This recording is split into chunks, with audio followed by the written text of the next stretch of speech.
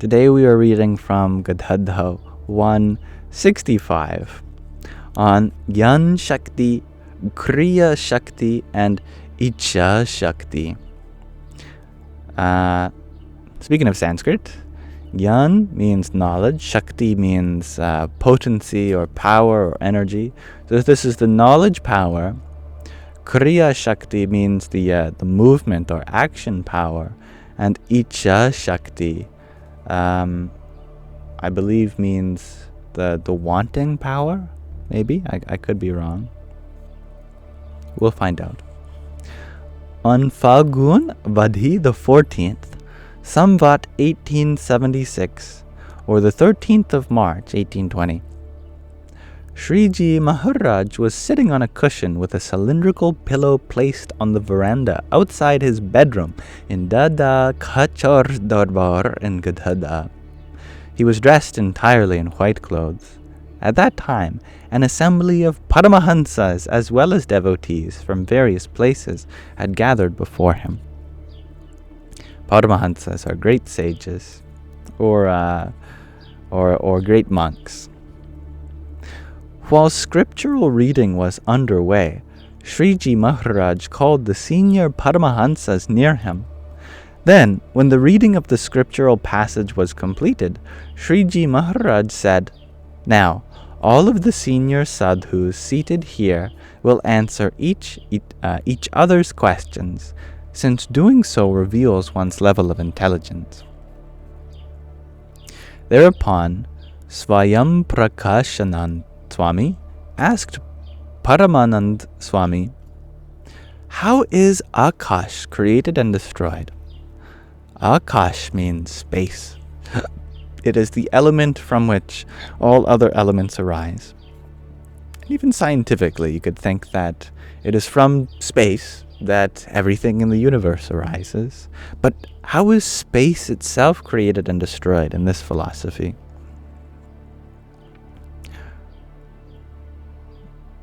Paramanand Swami attempted to answer the question, but was unable to do so satisfactorily. Sriji Maharaj then said, "When a child is initially in its mother's womb, and at the time of its birth, the cavities of its heart and other indriyas, organs, are small. But as the child grows, those cavities also develop, and the Akash, the space within, seems to increase as well. When it becomes old, however, the cavities of its indriyas, sense organs, decrease in size, and the Akash, the space within, also appears to contract.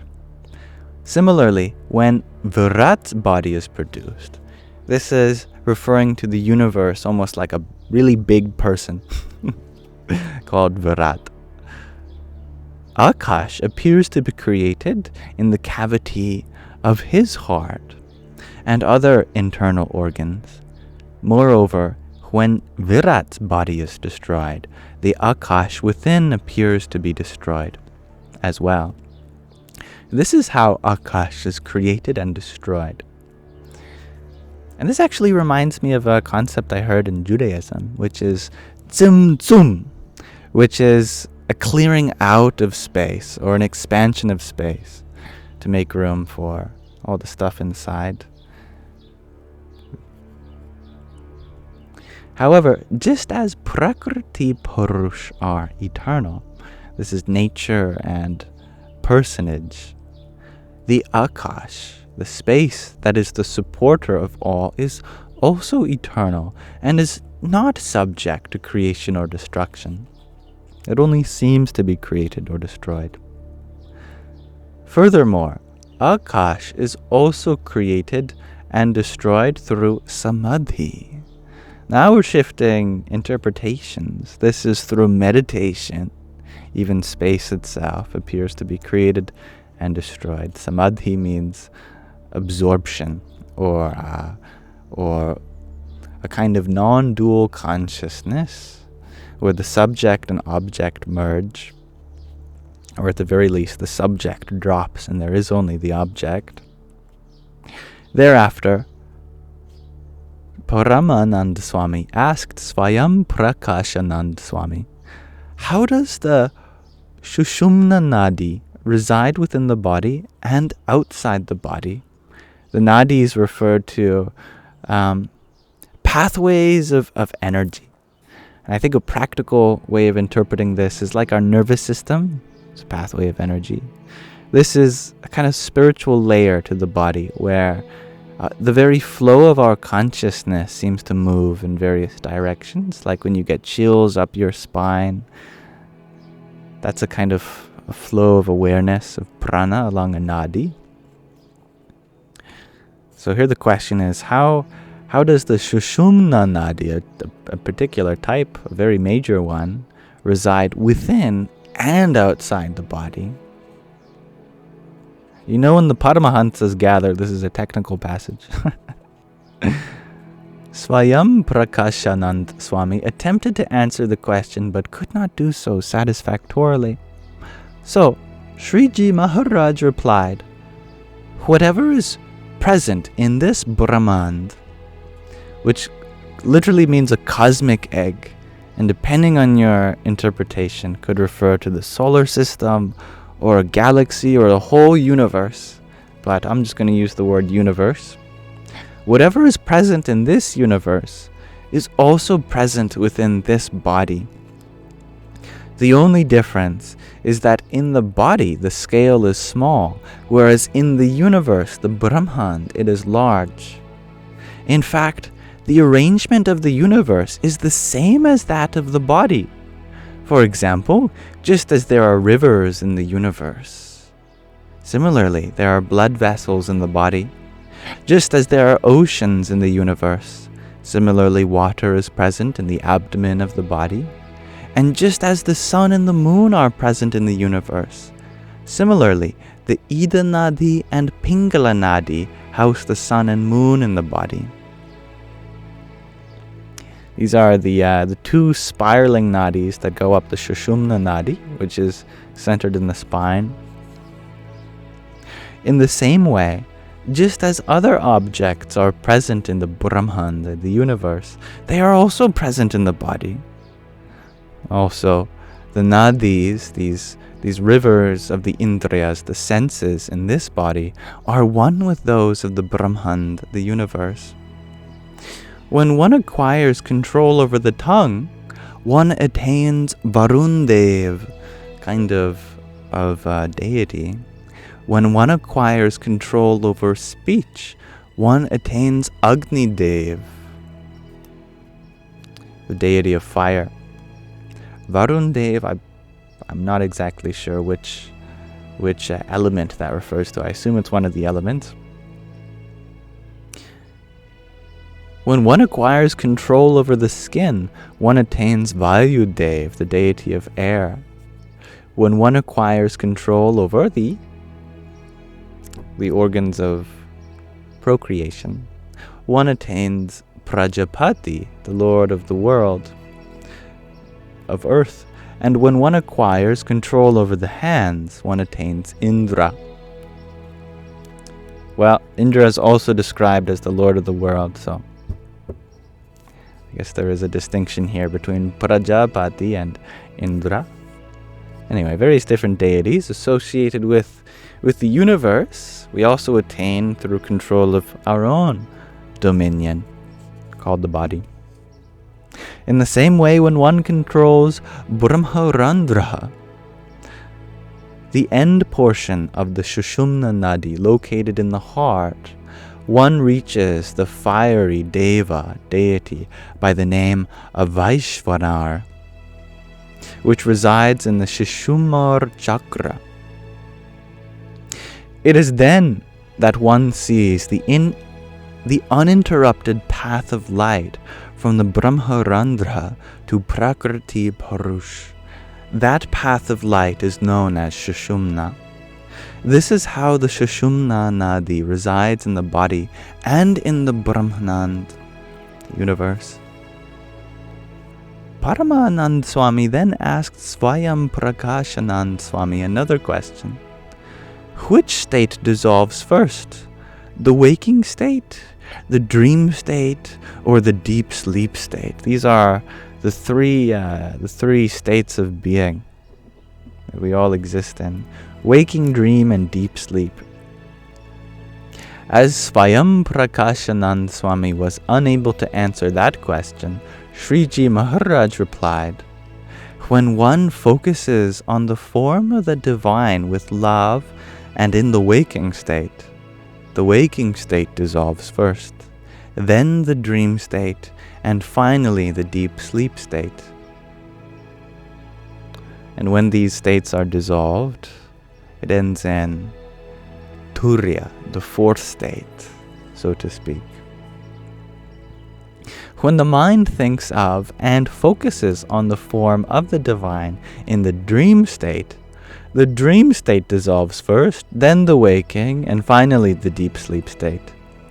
And furthermore, when one attains the state of upsham while contemplating on the form of the divine, the deep sleep state dissolves first, then the waking state, and finally the dream state." Sriji Maharaj answered the question in this manner. Thereafter, Swayam Prakashanand Swami asked Paramanand Swami another question. How should one understand the ichchhā-shakti, Jnān-shakti, and kriyā-shakti? I believe ichchhā-shakti is the power of wanting, Jnān-shakti the power of knowledge, and kriyā-shakti the power of action or movement. The faculties of volition, cognition, and conation of the divine. Volition is the ichchhā-shakti. Interesting. I don't even know what the word volition means. Maybe one of you can tell me. Laughing, Sriji Maharaj commented, "Even you probably do not know the answer to that question." So saying, he began to give the answer himself. It means accord, Marcy. Well, that's very vague, isn't it? Your own will and determination. So it is like wanting. Good. Thank you. Prerogative.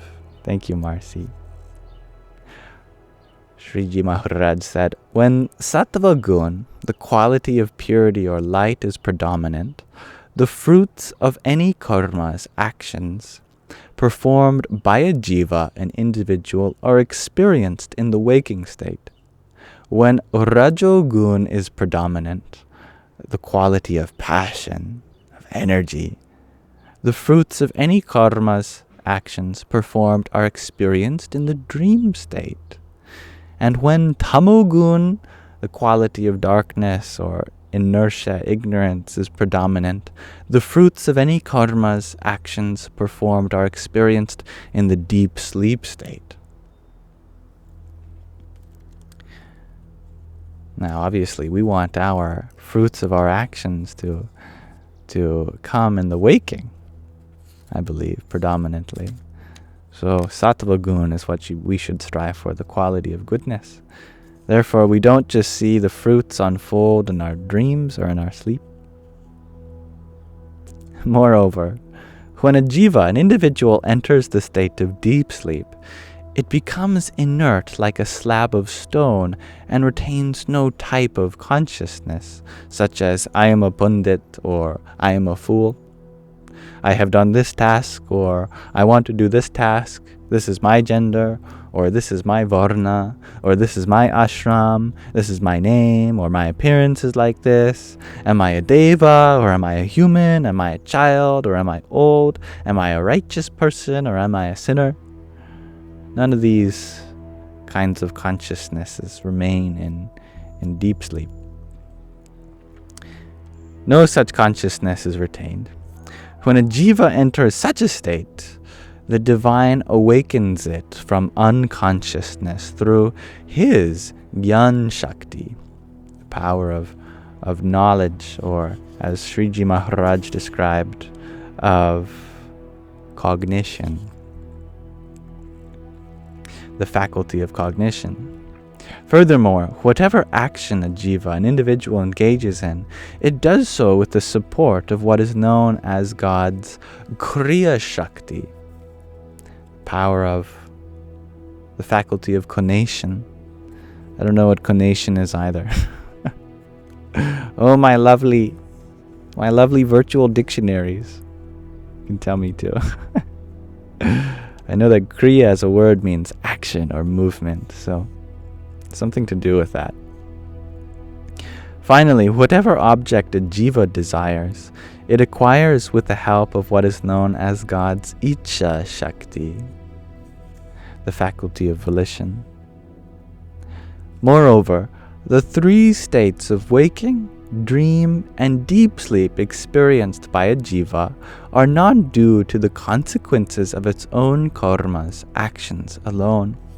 They are experienced only when the giver of the fruits of karmas, the divine, allows the jiva, the individual, to do so. When a jiva, indulging in the fruits of the waking state, wishes to enter the dream state, it cannot do so independently.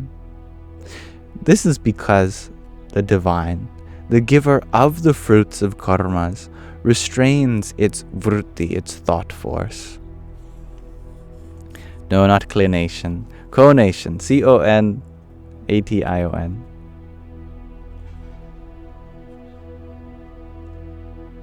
Similarly, if it wishes to enter the waking state from the dream state, it is unable to do so.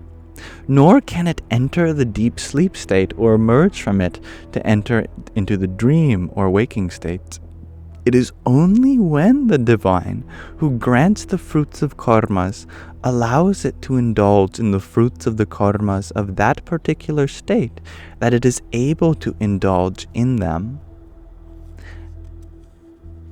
However, a jiva cannot indulge in the fruits of its karmas according to its own will, or as a direct consequence of its karmas. This is how one should understand the Jnān-shakti, the kriyā-shakti, and ichchhā-shakti of God.